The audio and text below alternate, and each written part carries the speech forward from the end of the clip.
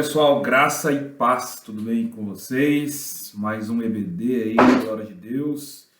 Quero compartilhar com vocês aí hoje o estudo sobre Jeremias, as Lamentações de Jeremias, né? Vamos falar sobre os 5 capítulos aí desse livro que demonstram aí a tristeza,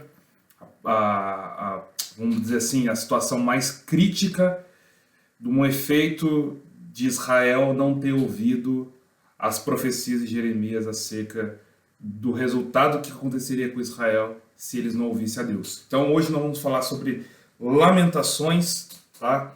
E aí eu quero fazer uma oração rápida para que o Espírito Santo fale ao seu coração. Então peço, Pai, em nome de Jesus, peço que essa pessoa que está assistindo, que está ouvindo, possa ser alcançada por essa palavra, Senhor.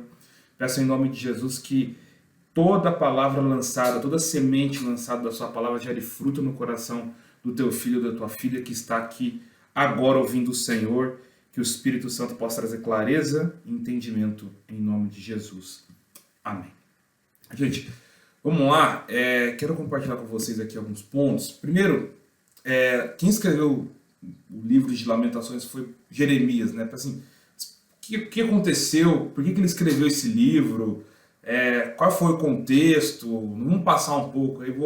Quero bater bola um pouco aqui com vocês, só para uma forma mais natural e mais simples, para vocês entenderem por que Jeremias escreveu e como que esse livro ele é tão vivo hoje, não só entre o cristianismo, né? Nós que cremos 100% na palavra, mas até para os judeus, né? Que hoje ele tem um dia específico do ano que eles leem o livro de Jeremias, de Lamentações, né? Que basicamente narra a tristeza de Israel por tudo que aconteceu. Mas o que aconteceu, né? Então a gente vai falar um pouco aqui nesse estudo, e preste bem atenção que vai ser bem interessante. Primeiro, quem escreveu o livro? Jeremias, né? Jeremias, aí você tem um estudo do EBD de Jeremias falado pelo pastor Celso.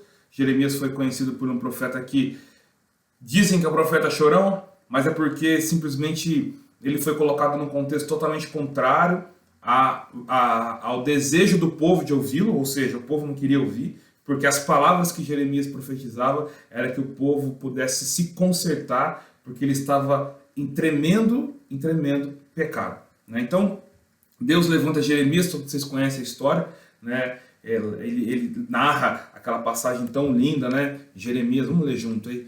Jeremias, capítulo de número 1, versículo de número 5, Deus fala assim: eu o conheci antes de formá-lo no ventre de sua mãe. Antes de você nascer, eu o separei e o nomeei para ser meu profeta às nações. Então eu disse: ó soberano Senhor, não sou capaz de falar em teu nome, sou jovem demais para isso. O Senhor respondeu: não diga, sou jovem demais, pois você irá onde eu enviar e dirá o que eu lhe ordenar. E não tenha medo do povo, pois estarei com você e o protegerei. Eu, o Senhor, falei. Então o Senhor estendeu a mão e tocou na minha boca e disse: veja, coloquei minhas palavras em sua boca. Hoje lhe dou autoridade para enfrentar nações e reinos, para arrancar e derrubar, para destruir e arrasar, e para edificar e plantar. Então, Deus levanta Jeremias numa situação muito, mas muito deplorável de Israel, né? Jeremias ele está num contexto muito complicado, né? Jeremias ele escreve o livro de Lamentações em torno do ano de 586 a.C., logo que Babilônia destrói Jerusalém inteira, destrói o templo, tudo. A gente vai contar um pouco de como isso se originou, né? Quando foi escrito mais ou menos o livro, né, foi basicamente nessa época, logo que os babilônios destruíram, né? Ele não tem um local específico de onde ele estava, assim, não tem uma especificidade de onde Jeremias estava, mas talvez ou Jerusalém ou Egito, né, onde ele escreveu o livro, né? Um ponto interessante é que para quem que eram os destinatários, né, desse livro, e aqui um ponto importante é o livro lembrava aquele que foram os deixados para trás. Então acho que esse aqui é um ponto importante, porque quando aconteceu o exílio, vou explicar para você o contexto para depois a gente falar de como chegou. Então eu vou dar uns passos atrás para depois chegar aqui no contexto de Lamentações. Bom, basicamente, né, Deus, através de Davi, né, e de Davi com seu filho Salomão, constrói o templo em Jerusalém. Né? Davi constrói lá a planta, né, e o seu filho Salomão constrói de fato o templo. E o templo, gente, era assim, o primeiro templo se começa com o tabernáculo de Moisés, né, lá em Êxodo, né, e aí certa vez Davi estava andando pelo seu palácio e fala, pô, estou num palácio maravilhoso e Deus está numa tenda. E aí ele, né, deseja construir o templo, mas Deus fala, você não pode construir porque você é um homem que derramou muito sangue, você pode fazer a planta do templo, mas quem vai construir vai ser seu filho Salomão. E Salomão vem e constrói o templo. E o reinado de Salomão, ele foi um reinado muito vistoso, muito virtuoso, muito abençoado, de muita riqueza, de muita paz. Né? A introdução de Davi foi uma introdução muito complicada, porque ele entra para ser introduzido o rei, para participar do reinado de Israel na época de Saul, e Saul era, né, muito atribulado, né, não tinha Deus, porque Deus não tinha confirmado o reinado dele por desobediência. E Davi fica ali servindo Saul por todo aquele tempo, e muitas guerras com os filisteus, muitas situações complicadas, e Davi, quando ele assume o reinado, ele vence, mas ele era um homem que lutou a vida inteira e venceu tremendas batalhas. Davi é o rei até hoje mais respeitado de toda a história de Israel. Né? Não tem hoje rei mais respeitado do que Davi. Todos conhecem Davi, né? Não tem ninguém que não conhece Davi. Até pelos seus feitos, pela sua devoção, pela sua entrega, pela sua redenção e pela sua dependência. Né? É o único rei na Bíblia que Deus falou assim, achei Davi o homem segundo o meu coração. E quando Salomão assume o reinado, que assim que Davi em vida passa o bastão para o seu filho, Salomão ele concretiza a construção do templo que foi dado lá no coração de Davi por Deus, antes de Salomão provavelmente nascer. E quando Salomão constrói, ele constrói um templo maravilhoso conforme Deus tinha dito para ele construir. E Israel viveu um tempo de paz no reinado de Salomão gigantesco, muito grande esse tempo de paz, não teve guerra, para ter ideia, a rainha de Sabá ia lá, foi visitar Salomão, ele ganhou muitas coisas. Claro que Salomão pecou, né, teve 1000 mulheres, acabou desencadeando em costumes pagãos, mas o contexto do reinado de Salomão foi um reinado de paz. E aí, Israel fortíssimo, né, de um reino muito estabelecido, quando Salomão morre, o filho dele, Roboão, assume, e a partir do filho de Salomão, que é Roboão, começa a haver uma divisão em Israel.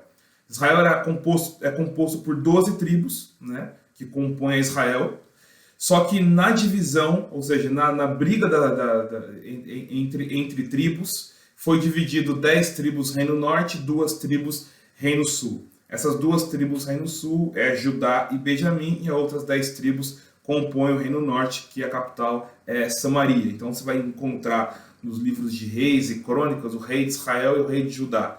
Né? É a mesma nação, mas dividida e reinos diferentes. Aí você vai entender que o contexto na frente, em João capítulo 4, quando Jesus encontra a mulher samaritana, ela fala, mas os samaritanos não conversam com os judeus. Aí tem toda uma briga cultural, mas se desencadeou pela divisão dos reinos depois de Salomão.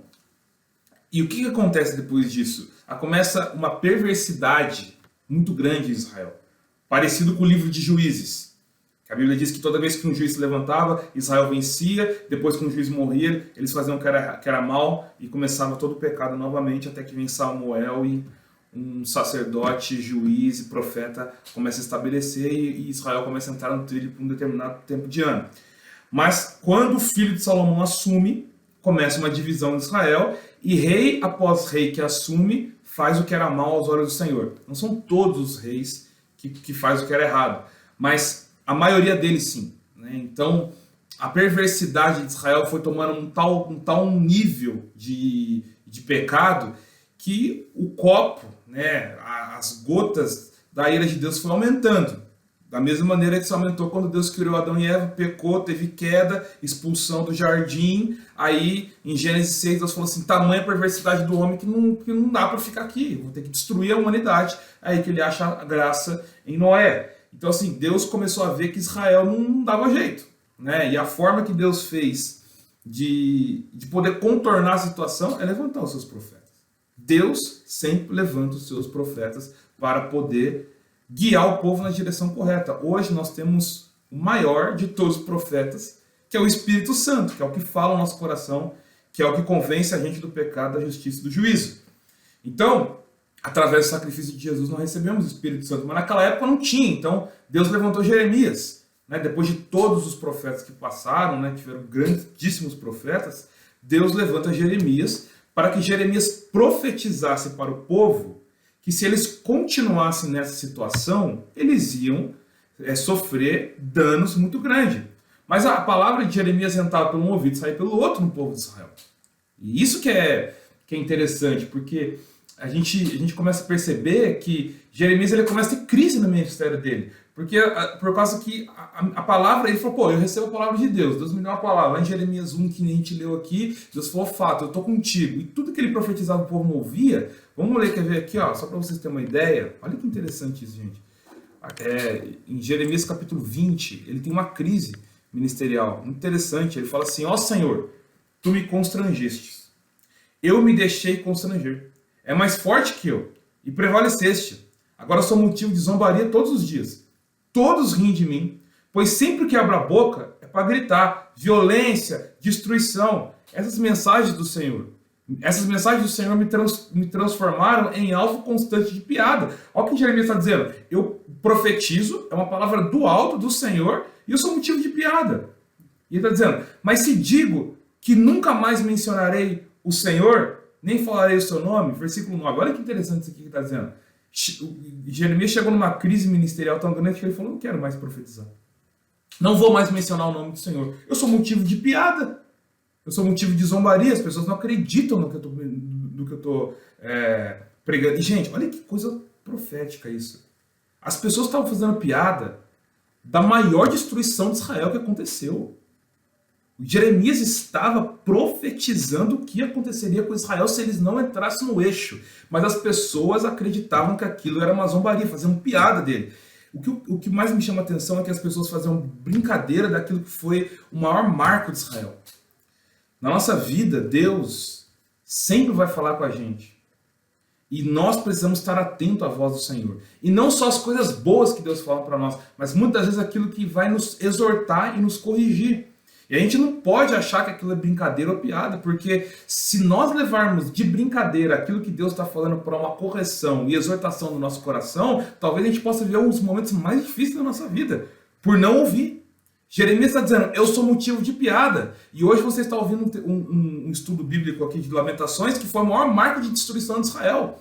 Foram 5 capítulos de destruição, de lamento, de choro, de dor, de pranto. Não tem celebração de vitória, só tem castigo, arrependimento, salvação e esperança, buscando esperança. Então olha só, Jeremias está dizendo, mas se digo que nunca mais mencionarei seu nome, Senhor, e nem mais falarei de ti, suas palavras ardem como fogo em meu coração. É como fogo em meus ossos. Estou cansado de tentar contê-la. É impossível.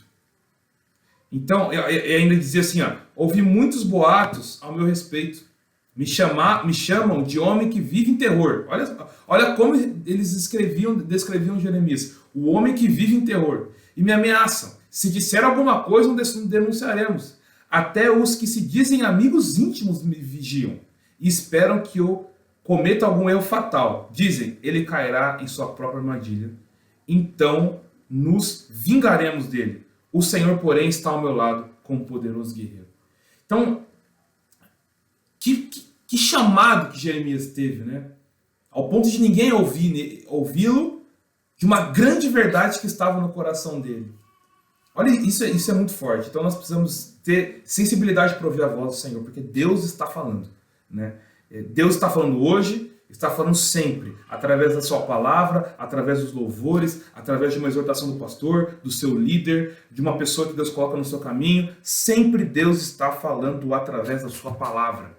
E a sua palavra é viva, reina. E a gente precisa tomar isso no nosso coração. Amém? Então Jeremias ele se encontra num contexto onde todo Israel está em pecado, né? Contexto bem difícil, bem complicado. E Jeremias começa a profetizar. Ao ponto até de Deus falar para ele assim: Jeremias, se você quer ouvir minhas palavras, desce a casa do oleiro. E Deus começa a dar um exemplo de Jeremias que o povo de Israel é como um oleiro que está fazendo um vaso de barro. E aquele vaso se quebra na mão do oleiro e ele pega aqueles cacos e faz de novo. E Deus fala para Jeremias: eu não posso fazer assim com Israel, por mais que eles não te ouçam, por mais que eles não acreditem naquilo que você está falando, eles podem se quebrar e eu posso torná-lo a fazer de novo. Então, glória a Deus por isso. Essa palavra de Deus é tremenda. Amém? Espero que você esteja sendo alimentado por essa palavra. Agora, como que se originou tudo isso? Jeremias profetizou, vários reis passaram. E em 2 Crônicas 36, o último rei, até acontecer toda a desordem que aconteceu, foi o rei Zedequias. Então olha para você ver, em 2 Crônicas 36, versículo 11, diz assim: Zedequias tinha 21 anos quando começou a reinar. E reinou em Jerusalém por 11 anos. Zedequias fez o que era mal aos olhos do Senhor, seu Deus. E não se humilhou quando o profeta Jeremias lhe falou diretamente da parte do Senhor. Também se rebelou contra o rei Nabucodonosor, embora lhe tivesse jurado lealdade em nome de Deus. Zedequias era um homem duro e teimoso, e se recusou a voltar para o Senhor, o Deus de Israel. Então, qual o contexto que Israel se coloca? A profecia de Jeremias era que se o povo não se arrependesse dos seus pecados, não se voltasse ao Senhor, eles iriam ser tomados pelo inimigo, e todo aquele glamour de Israel pelo seu templo, pelo seu reino, pelos seus reis, pelo seu exército, pela sua riqueza, estariam totalmente destruída. Era basicamente assim: Jeremias chega para os Estados Unidos e fala assim: se vocês não se arrepender, se vocês não se entregar ao Senhor, todo esse país vai estar destruído. Os Estados Unidos hoje é a maior potência, né, disputando com China, óbvio, mas os Estados Unidos é o número 1, econômica e de segurança jurídica que existe hoje no mundo.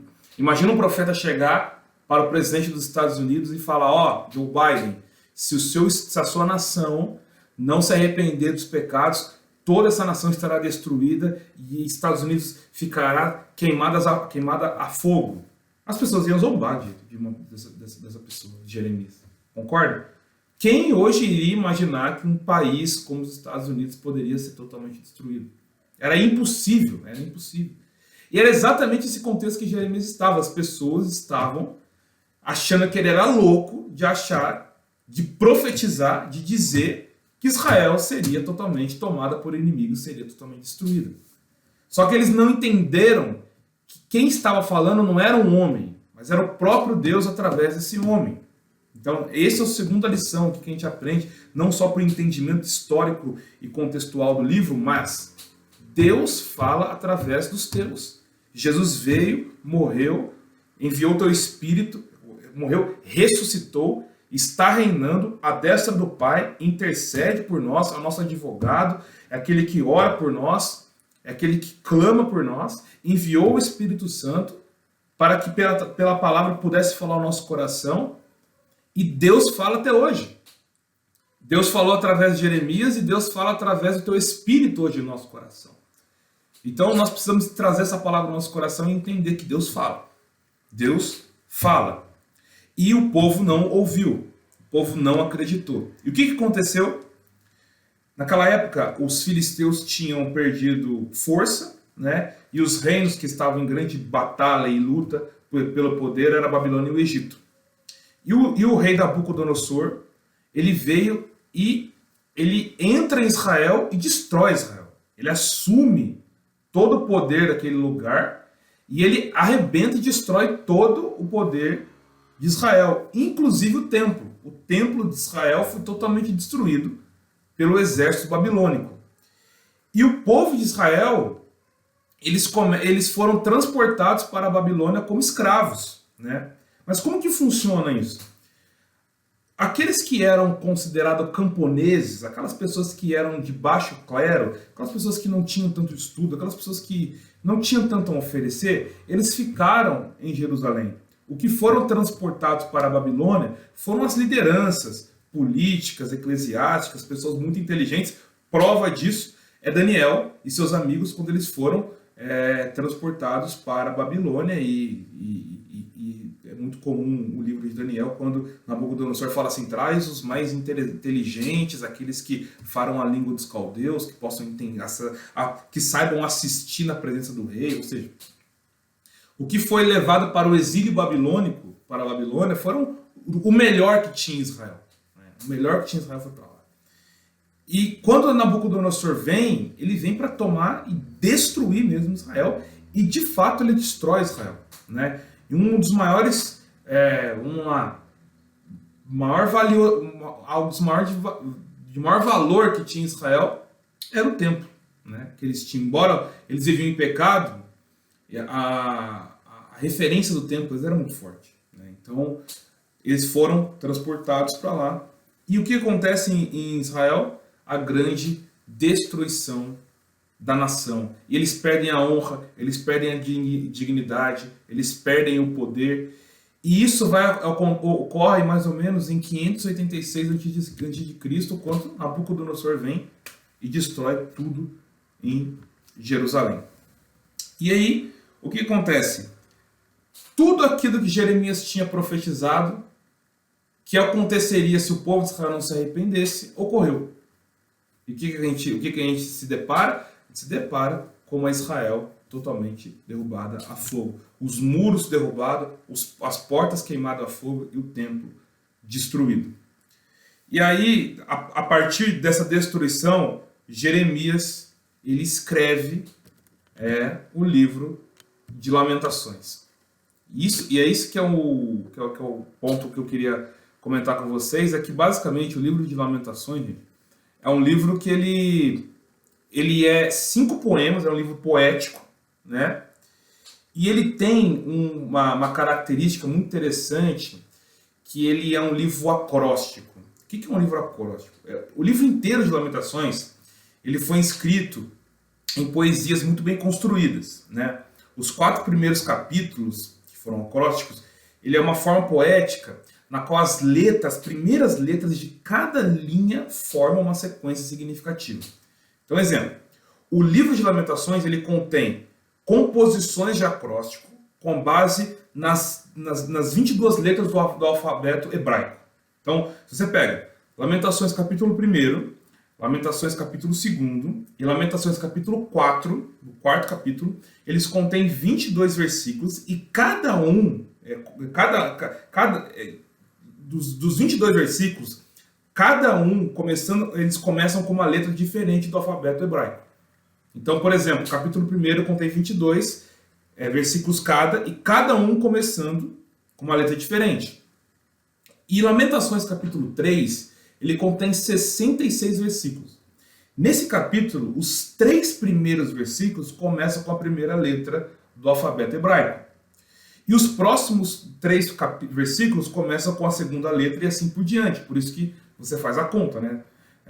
3 vezes 2, 6. Se o primeiro, o segundo e o 4º capítulo contém 22 versículos e cada versículo é a primeira letra do alfabeto hebraico, o capítulo 3, a cada 3 versículos muda uma letra diferente do alfabeto hebraico, por isso são 66. E o capítulo 5 contém 22 versículos, mas ele não é um acróstico, ou seja, ele não segue para cada versículo uma letra do alfabeto hebraico. O que isso quer dizer? Né? Ele mostra o quão bem construído foi o livro. Né? A forma poética na qual foi construída mostra essa característica que demonstra, né, o pesar, né, de Israel, né, acerca da destruição que aconteceu. Né? Essa sequência manifesta o grande pesar de Judá, né, que na verdade Israel, né, que representa o Reino Sul, né? E que mostra que as circunstâncias foi assim tremendamente caóticas, né? Desprovidas de qualquer ordem. Foi uma coisa muito, muito complicada mesmo, né? E ocorreu choque, desânimo, sofrimento do povo. Foi uma situação muito forte que ocorreu com Israel, e Jeremias ele embasa muito o sofrimento, né? Os pontos que mostram a estrutura do conteúdo do livro de Jeremias, eu vou ler um capítulo aqui com vocês. Vamos lá, Jeremias capítulo 1, versículo 8, diz assim: Jerusalém pecou terrivelmente, por isso foi jogada fora como trapo imundo. Olha como, antes de eu ler, assim, só posso te mostrar, como que está estruturado o livro de Lamentações, né? Aqui, as tristezas de Jerusalém, então do capítulo 1, do versículo 1 até o versículo 22, que é o capítulo inteiro, descreve as tristezas de Jerusalém. Depois ele mostra no capítulo 2 o castigo de Deus de Jerusalém. Quando fala de castigo de Deus, não é que Deus desejou castigar Jerusalém, é que essa é a consequência do pecado, né? A gente pode ir para a direita, Deus fala muito claro lá em Deuteronômio, né? Eis que põe diante de vós a bênção e a maldição. Se obedeceres a minha voz, aí você vai ter isso de consequência positiva na tua vida. Porém, se não obedeceres, essas maldições se acarretarão sobre você. Ou seja, Deus, ele não pune, ele não castiga, ele dá opções. Ele fala, se você for para a direita tem luz, e essa luz vai permitir que você não caia num abismo, não machuque os teus pés. Mas se você for para a esquerda, tem trevas, tem escuro, lá você não enxerga onde você pisa, você não sabe aonde você vai, você pode bater a cabeça, quebrar o teu corpo, você pode cair num abismo. Ou seja, Deus sempre nos dá opções. E aqui mostra exatamente que a opção que Israel escolheu foi não ouvir a voz de Deus. E eles foram transportados para o exílio babilônico sob o poder de uma nação pagã. Pensa comigo, uma nação de Israel que teme a Deus, que tem o templo, que serve o Senhor, que tem uma promessa através de Abraão, né, uma promessa que seria uma bênção de multiplicação, que veio Jesus. O povo simplesmente não deu valor para isso. Parece Esaú vendendo a primogenitura por um prato de lentilha. O que acontece? Totalmente Israel é transportada para o exílio, e aqueles que não foram transportados viviam em grande desprezo, porque eles perderam as principais lideranças. Olha a situação de Israel. Então, essa é a consequência. E do capítulo 3, o capítulo 3 inteiro basicamente fala do castigo, arrependimento e esperança. No capítulo 4, Jerusalém arrasada, e no capítulo 5, oração pedindo misericórdia. Então, no capítulo 1, versículo 8, que a gente está olhando aqui, só para vocês terem uma ideia da situação de Israel, Jerusalém pecou terrivelmente, por isso foi jogada fora como trapo imundo. Todos os que antes a honravam, agora a desprezam, pois a viram nua e humilhada. Só resta a ela gemer e esconder o rosto. Então, o livro de Lamentações, ele tem algumas coisas interessantes, de curiosidades, né? Porque, falando um pouco da religião judaica, eles têm um dia do ano que eles pegam para ler esse livro, né, inteiro, né, que demonstram, né, o pecado, né, e a consequência do pecado de Israel por não ter ouvido a Deus e não ter ouvido o profeta. O profeta ele chora e descreve e lamenta a situação de Israel. Ou seja, como Jeremias orava e como Jeremias desejava que o povo não passasse por tudo que passou. Embora ele sabia qual seria a consequência, o povo desejou não ouvir. Então, não só se basta o livro de Jeremias, mas também são 5 capítulos descrevendo a tristeza de Israel pelo que tinha acontecido, né? Para você ter uma ideia, por exemplo, Israel, eles simplesmente perderam a sua identidade. Gente, olha aqui uma decisão de não ouvir a Deus se desencadeia, né? Situações deploráveis. Mas até nessa situação complicada que Israel estava, Deus estava junto, né?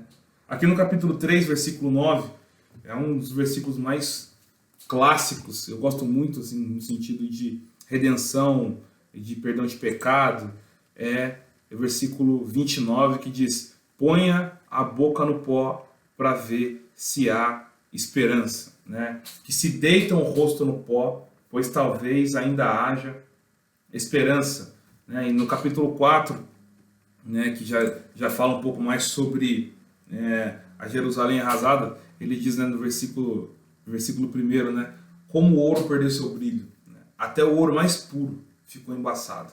As pedras sagradas estão espalhadas pelas ruas. Olha a situação que Jeremias declara, né? Ou seja, esse livro, gente, é um livro que demonstra basicamente o choro de Israel, né?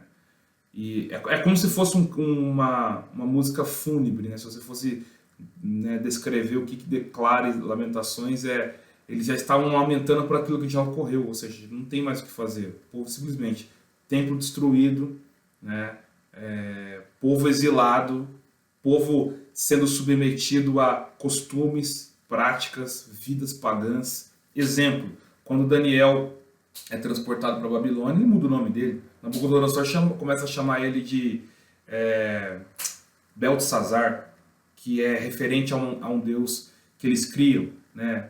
O Ananias, Azarias e Misael, que eram os três amigos de Daniel, foi chamado de Sadraque, Mesaque e Abednego, que também faz menção ao nome do deus pagão da Babilônia. Ou seja, foi uma mudança de situação de Israel tremenda diante de um povo que não ouviu o profeta, né? Então, o livro de Jeremias ele declara isso, né? Deixa eu ver se tem mais alguns pontos aqui que eu queria comentar com vocês. Bom, eu acho que existe uma história de Israel antes e depois do exílio, né? O templo ele foi destruído, né, por Nabucodonosor, mas depois que cumpre o tempo do exílio, né, babilônico, eles reconstroem o templo no tempo de Zorobabel pelo profeta Ageu, né? Mas a forma como Jerusalém é restabelecida novamente foi muito bonita, porque tudo se inicia também através, não só através de Neemias, né, mas através da oração de Daniel. É um contexto maravilhoso, lindo, que através das orações desse homem, através da disposição do coração de Neemias, através da disposição do coração de Esdras de estipular novamente a palavra naquele lugar, o sacerdócio que foi perdido, ou seja, através de Ageu sobre encorajamento do povo para a reconstrução do templo, ou seja, vários elementos de reconstrução ocorreram para que Israel de novo fosse erguida, fosse estabelecida, né?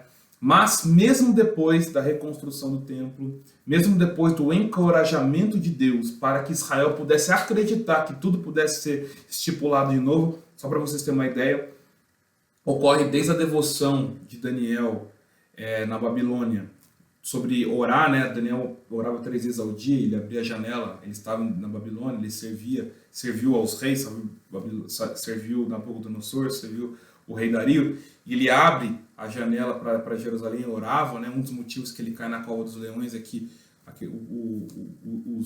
os principais do rei Dario têm inveja dele e faz um decreto para que ele pudesse parar de orar, porque era isso que Daniel tinha o brilho, ele não para de orar, ele cai na cova, os leões não comem ele, né? E Daniel brilha, e através da oração e das profecias que Deus revela para Daniel sobre o fim do exílio, ocorre de Deus tocar o coração de Neemias para que ele saia lá da fortaleza de Suzã. Ele era copeiro do rei Assuero, e aí ele vai para Jerusalém, e Deus é com ele, né? O rei libera ele vai lá e reconstrói os muros de Jerusalém, ele reconstrói a dignidade de Israel, porque o irmão dele, Ananias, chega para ele e fala: o povo está vivendo em grande desprezo e desolação, e ninguém acredita. Ele chora e jejua por dias, ora a Deus, pede graça e vai e reconstrói os muros. Ele chama Esdras e institui novamente a lei. Nos finais do livro de Jeremias é tão lindo que Esdras levanta, pega o livro da lei e começa a ler, e todo mundo fica em silêncio. Depois que ele termina de ler, o povo chora, né? Ele foi assim, tremendo que esse momento, e o povo começa a dizer que entrega o coração ao Senhor, que vai ser devoto a Ele novamente. E aí depois dessa instituição da reconstrução do templo, a restituição a construção da instituição da palavra através de Esdras, a reconstrução do templo através de Neemias, lá atrás, um passo atrás, a oração de Daniel, Deus levanta o profeta Ageu para poder encorajar o povo a construir o templo, porque eles não acreditavam que poderiam ter um templo de novo como o templo de Salomão, e Deus fala, passagem muito conhecida, que ele diz: eu sou o dono do ouro e da prata, minha prata, meu ouro. Então assim, farei tremer as nações, ou seja, Deus enviará recursos. Ele fala: a glória dessa última casa será maior do que a primeira. E aí o povo acredita nisso, eles são encorajados a reconstruir o templo, e o templo é reconstruído, e Israel totalmente é reconstruída novamente, né? Tem uma dignidade, né? Então, baseado nisso, o povo começa a trazer de novo a esperança, e Deus é fiel, Deus é misericordioso, e mesmo diante da desolação da Babilônia, o povo de Israel volta e retorna para Jerusalém. Mas por que eu estou chegando nesse final aqui, nesse contexto? Simplesmente para entender que nos anos 70 do reinado romano, logo depois que Jesus já tinha morrido, ressuscitado e vive e reina para a glória de Deus, o reinado romano destrói o templo, o segundo templo, né? E quando ele destrói o segundo templo, ficam praticamente 4 paredes não destruídas, só sobram essas 4 paredes que eram usadas de sustentação. E na história diz que o general do reinado romano, do exército romano, ele permitiu que essas paredes fossem deixadas para que Israel pudesse ver a dissolação e a destruição do templo, porque o reinado romano assume, né? E essa parede que foi deixada, não se sabe ao certo, mas basicamente é a parede dos muros das Lamentações, que hoje é muito comum, é um ponto turístico muito forte em Israel, que as pessoas vão lá para orar, de fato, deixam lá os bilhetinhos de oração e tudo mais, né? Você tem que estar lá com o quepá, mulher de um lado, homem de outro e tal. E por que eles oram lá, né? Por que os religiosos oram naqueles muros? Porque da mesma forma que quando foi destruído Israel, através de Nabucodonosor, Deus restaurou Israel, eles acreditam que Deus vai restaurar também a situação de Jerusalém. E eles acreditam que Deus, eles não crêem, os judeus, né? Eles não creem que Jesus é o Messias, eles acreditam que através das orações que eles fazem no Muro das Lamentações, Deus vai enviar o Messias, mas o Messias já veio, ele vive e reina, é Jesus Cristo, o nosso Deus, nosso Pai, nosso poderoso, aquele que venceu. E aí é muito comum ter as orações no Muro das Lamentações. Na verdade, o Muro das Lamentações, o nome dele é Muro Ocidental, porque do lado da frente é onde ficava o templo. Então essa destruição a destruição do segundo templo e a permanência dessa parede demonstra o Muro das Lamentações, que hoje é muito forte lá, e as pessoas oram e clamam a Deus, para que Deus também possa trazer misericórdia e restaurar o povo de Israel. Então, gente, basicamente é isso. Queria agradecer ao seu tempo que você esteve aqui por essa aula, né? Claro, há muito mais pontos históricos aqui para que você possa ler, mas aqui foi mais um estudo rápido para que você pudesse ser estimulado pelo Espírito Santo a poder mergulhar na palavra, aprender, a entender. Gente, a palavra de Deus é maravilhosa, não perca a oportunidade de ir, sabe? Deus é maravilhoso. Então, hoje foi a aula aqui de Lamentações, né? Deus é poderoso, Deus restaurou Israel, Deus restaurou a igreja através de Jesus, o sacrifício vivo, santo, poderoso, e hoje nós estamos aqui por causa dele. Então, não perca a oportunidade de ser alimentada pela palavra do Senhor. E faça uma oração final. Pai, em nome de Jesus, que toda essa palavra, a semente lançada, possa gerar fruto no coração do teu filho e ele ser cheio do teu Santo Espírito, Pai. Não permita que o que foi lançado no coração dele não gere fruto, mas que seja frutífero. 10, 20, 30, 100 por um, Pai. No nome de Jesus, abençoa o teu filho. Eu te agradeço por essa palavra em nome de Jesus. Amém. Gente, Deus abençoe. Tamo junto aí. Obrigado por esse tempo aqui comigo. Foi bom demais. Deus abençoe você. Graças e paz.